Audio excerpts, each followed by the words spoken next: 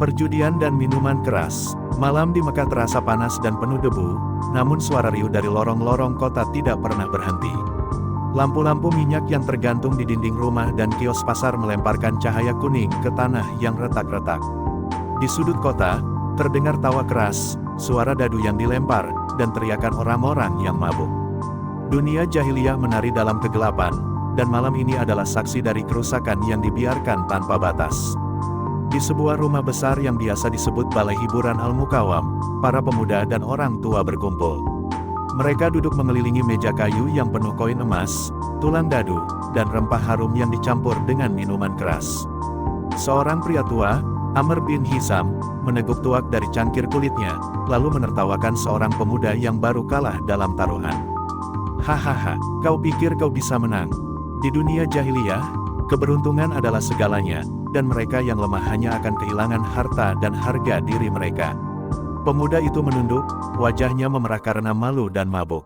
Ia tahu bahwa kalah dalam perjudian tidak hanya kehilangan harta, tetapi juga kehormatan di mata teman-temannya.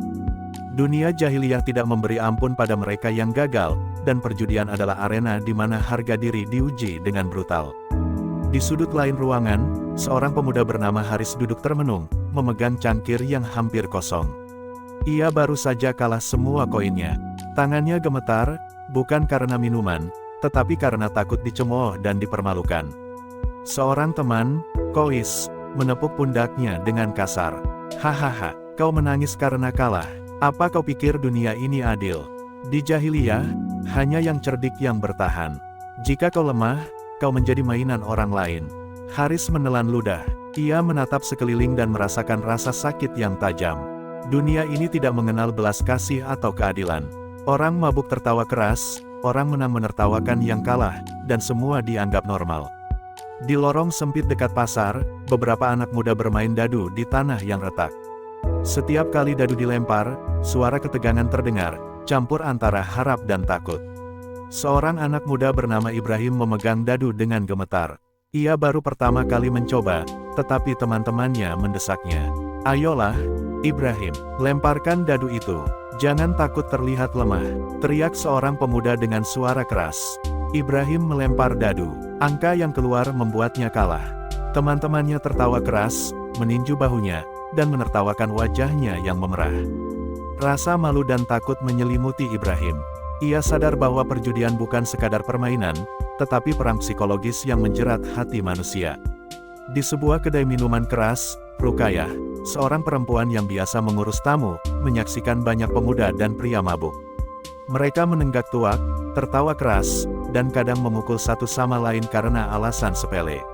Ia bergumam dalam hati, betapa dunia jahiliyah penuh kebodohan. Orang-orang ini menghancurkan tubuh dan hati mereka sendiri untuk kesenangan sesaat, tanpa memikirkan akibatnya. Minuman keras membuat mereka buta, dan perjudian membuat mereka gila. Seorang pemuda bernama Salim, yang baru saja kalah taruhan besar, menjerit, "Apa? Aku kalah lagi, koin-koinku habis." Seorang pemuda lain menertawakan dengan sinis. "Hahaha, kau bodoh. Dunia ini bukan untuk yang lemah, Salim. Jika kau ingin bertahan, kau harus belajar menipu, mencuri, atau meminum lebih banyak tuak untuk melupakan kehancuranmu."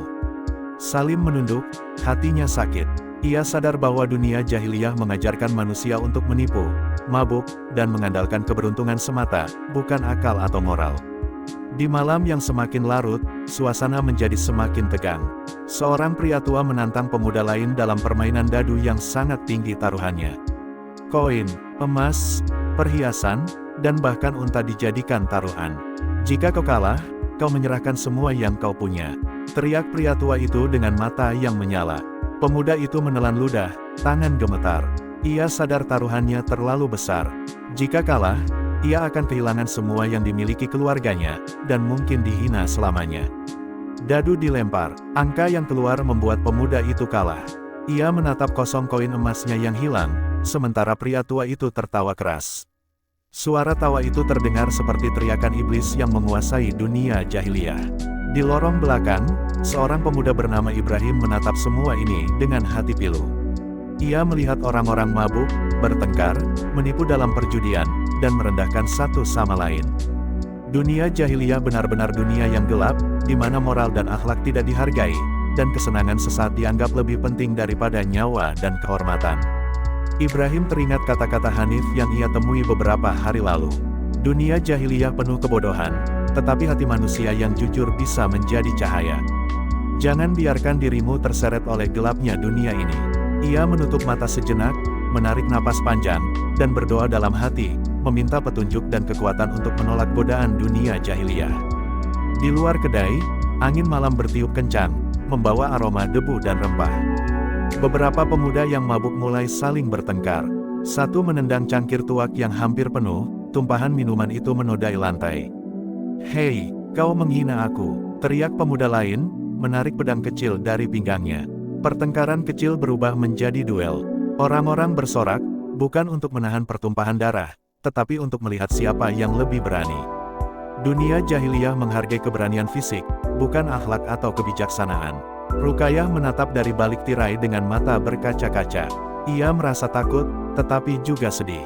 Ini dunia yang rusak, orang mabuk, orang berperang, orang menipu, dan tidak ada yang peduli.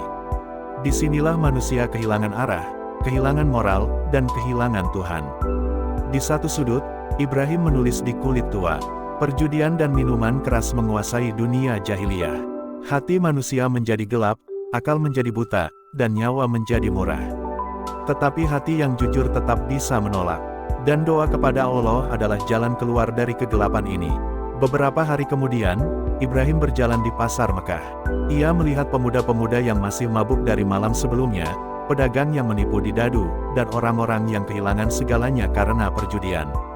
Ia merasa tegang dan marah, tetapi juga sadar bahwa dunia jahiliyah adalah laboratorium kebodohan manusia.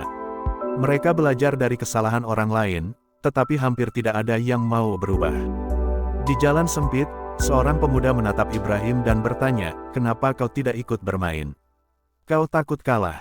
Ibrahim tersenyum tipis. "Aku tidak takut kalah, tetapi aku tidak ingin menjadi budak dunia. Dunia jahiliyah ini penuh tipu daya dan kebodohan. Aku memilih jalan lain, jalan yang tidak membahayakan hati dan akalku." Pemuda itu menatapnya dengan sinis, lalu pergi. Ibrahim menatap ke langit malam. Bintang-bintang tampak terang, seolah memberikan cahaya harapan di tengah kegelapan. Di gua kecil di tepi kota, Ibrahim menulis satu catatan terakhir tentang malam-malam yang dipenuhi perjudian dan minuman keras. Dunia jahiliyah mengajarkan manusia untuk mabuk, menipu, dan bertaruh dengan kehormatan dan nyawa. Tetapi hati manusia bisa memilih cahaya. Hati yang menolak dosa, yang menahan nafsu, dan yang mencari kebenaran. Adalah cahaya yang menentang gelapnya dunia jahiliyah. Di luar, malam menjadi sunyi. Mekah tertidur dengan debu, aroma tuak, dan reruntuhan moral. Tetapi Ibrahim tahu, meski dunia penuh kegelapan, cahaya hati yang jujur tetap ada. Ia bertekad untuk menyebarkan cahaya itu, meski kecil, di tengah dunia jahiliyah yang kacau. Dan malam itu, suara doa terdengar lirih, menembus lorong-lorong kota, sebagai pertanda bahwa meski dunia jahiliyah penuh keserakahan dan kebodohan, harapan bagi hati yang jujur tidak pernah padam.